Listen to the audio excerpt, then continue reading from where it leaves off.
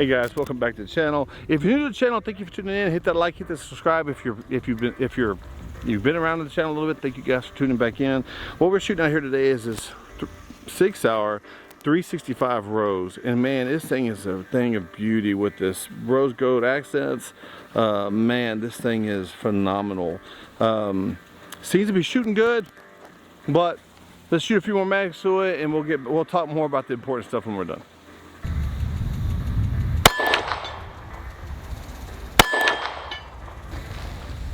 It's a little better.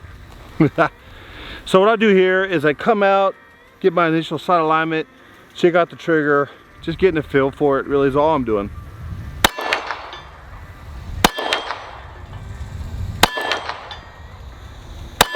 So it sits really good in the hand. Man, sight alignment's easy. I know sometimes I get guns where I'm like trying to really, I mean, it really came natural. I like the way it sits in the hand. It is, I mean, it's a little small for my hands, but I do like it. I'm not sure if this magazine, you can get a +1 for it, but it would be nice if you could.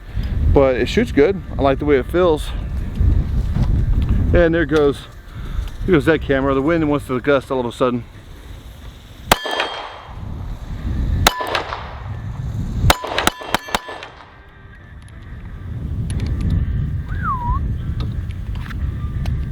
Like that.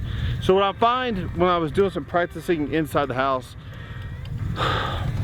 doing some dry fire, just working through all the stuff, I'm not a real big fan of the mag release. I really have to get it up into this. I really have to turn it up, even though my thumb is long enough to reach it. It just, for some reason, I really got to get it up in here so I can press it.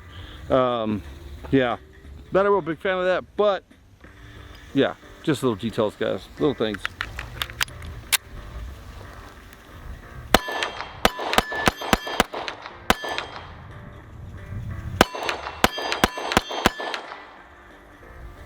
But I mean, it shoots good. The recoil's nice. Man, it's getting hot though. Let this thing cool down, and then I'll go back to shoot. See you in a minute.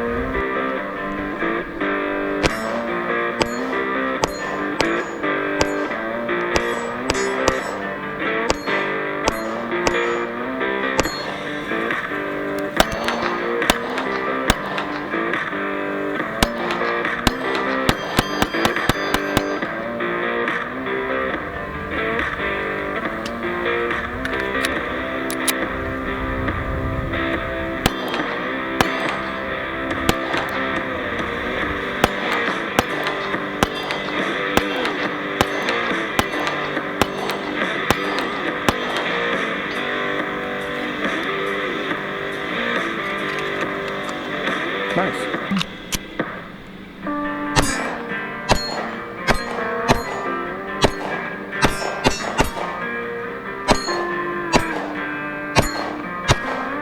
Ooh, missed the last one. Dang it.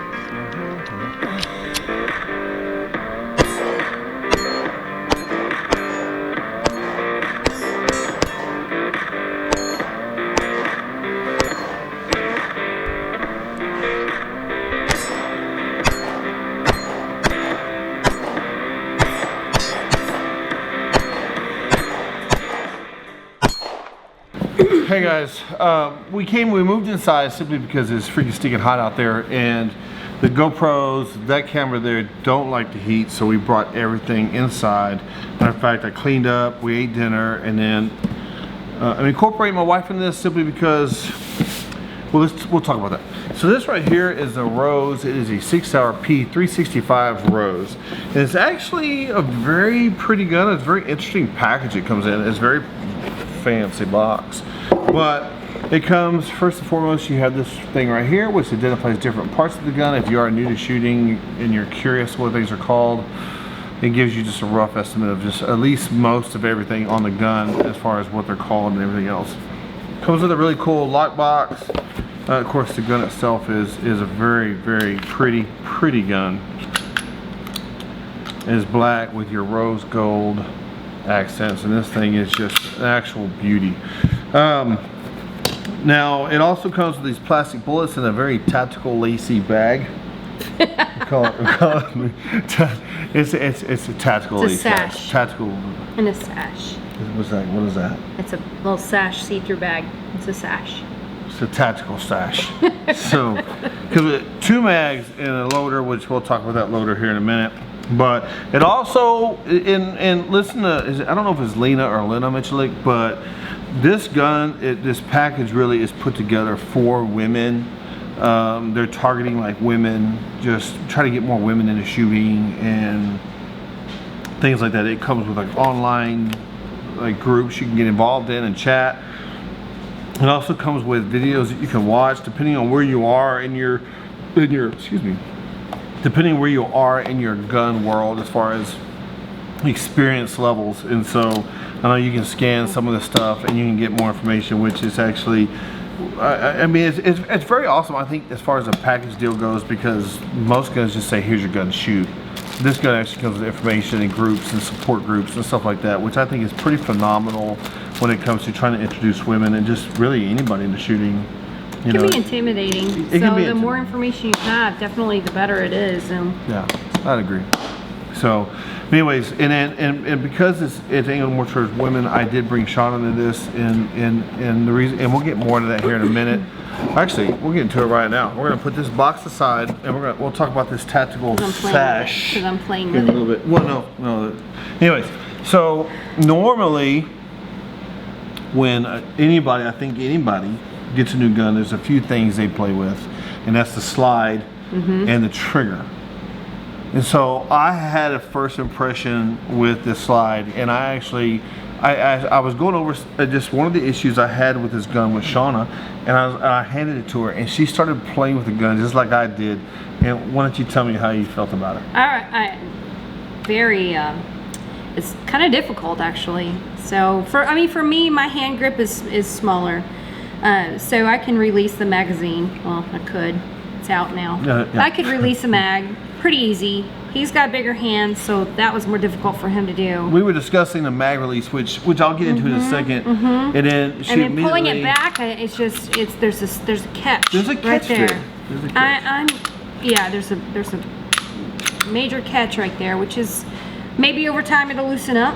Maybe if you oil it a little bit. I actually put some oil on it. Okay. Some really good oil, because it felt a little dry when I got it, so I put a little oil. I oiled the rails down. I'm left-handed, so for me it's. I mean, you can pull it back, but there's definitely a catch. Yeah. Right so there. when I originally got this gun, and I was missing. I was like, is there a? Pretty tough. I was like, man, is it locked? I was checking, because it does have an ambidextrous safety, which we'll get to in a minute. I was like, okay, it's not locked.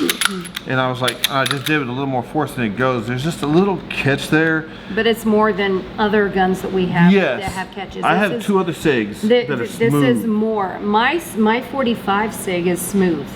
This has a definite, you've got to really pull it. And which, you know, we have family members that have grip issues. Yes. And this would be an issue for them. Arthritis. For sure. 100%. I'm getting there. For 100%, we would have, like, your mom and your dad would have an issue with have issues pulling it back. And this is made for women, so it's supposed to be easy enough for a woman to slide back. Granted, some of us have more muscle than others and less issues with their hands. A more experienced shooter might not be bothered by it, but if you're getting into this because you saw an advertisement and you think, man, this is pretty. I mean, we like rose gold, so everything I have is rose gold.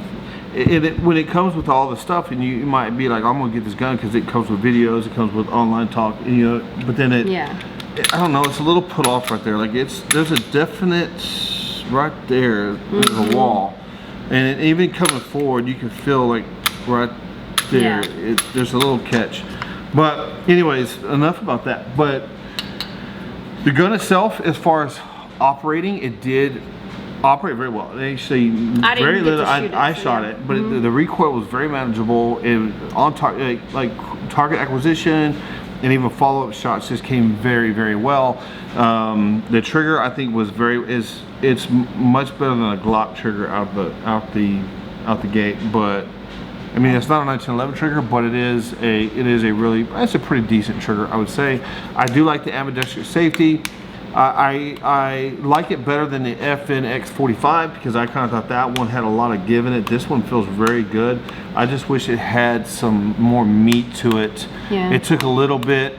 Now, granted, if you do have to use this gun for self-defense, you will lose as your heart rate increases, as your adrenaline goes. You do lose some motor skills, and you just really need to practice with that safety because when I initially got it, my thumb would go, I was like, what in the world? And I just wish I had a little more meat on that safety, but all in all, I do think that's a better safety than some other guns that we have shot on the channel. That's pretty much standard. On the ones that I have, they're not real beefy either. 1911s. Maybe so. You're used to like the Maybe 2011s. so. You're like, man, there's a heck of a safety there. Yeah. But like this one here, I don't know. I just even the FNX had a bigger one, but theirs was flimsy. This one is not flimsy. This one actually feels very well. Yeah. You try now. We're going to talk about two things. Now, one thing I had an issue with is I had an issue with the mag release. And now if you have a mag, you're shooting and it goes to slide lock, and you go to the way the grip, the actual slide release kind of comes forward with, or not slide release, the mag release comes forward, kind of angles forward with the grip. And I had a real issue. You still can't do it.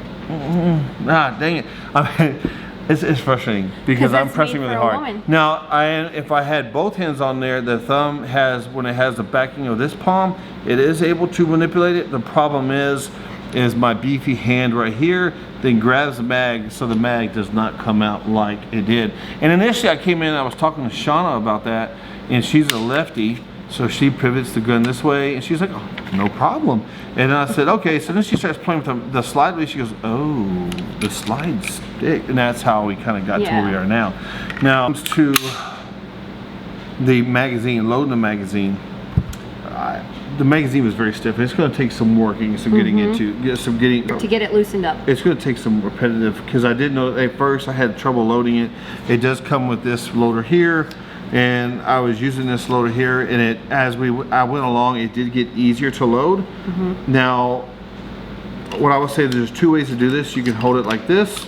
You can use your thumb to press down, or if you do have a weak hand or weak thumb, you can just grip it and then press it down on the table. And that's me. I have a weak.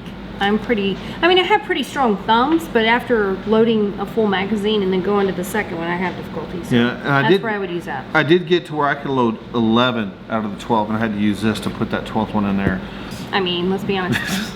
I think it's a pretty good, which I think the Rose. But if you look at where my hand fits right here, my pinky comes below also.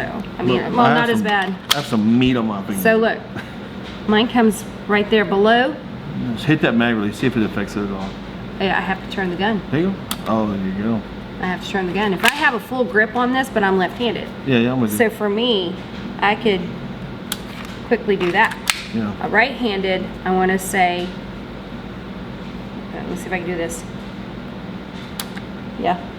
With a little bit of turning it, yes. Yeah. I guess that's the thing that bothers me a little bit. It's designed for women, or designed to, it's really angled toward women to be more shooters, but there's just issues with it as far as the mag release goes, as far as the other things we've talked about. But I don't know. It's still, the thing shot great. I think it shot great, and it does come with these plastic bullets, which if y'all guys don't know. Practicing.